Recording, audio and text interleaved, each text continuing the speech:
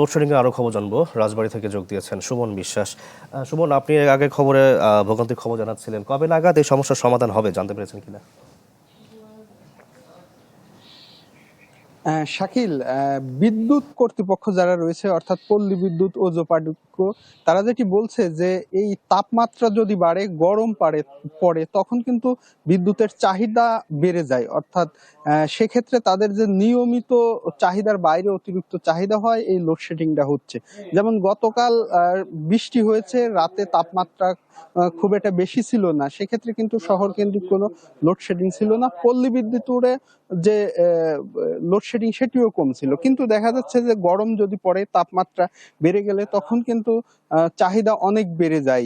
পল্লী বিদ্যুৎ যেটি বলছিল যে যদি পাংশা উপজেলার কথা বলি, সেখানে মাঝরাতে গত পরশু যে চাহিদা ছিল প্রায় 18 মেগাওয়াট। ক্লেমন নিয়ে এলো বিরাট কারবার। ইউনিক কোডটি সাবমিট করলে জিততে পারো লক্ষ লক্ষ গিফট।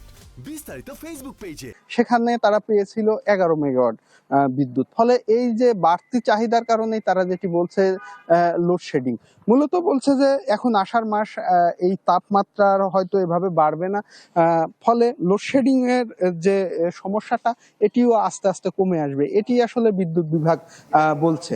শাকিল, জি, ধন্যবাদ আপনাকে।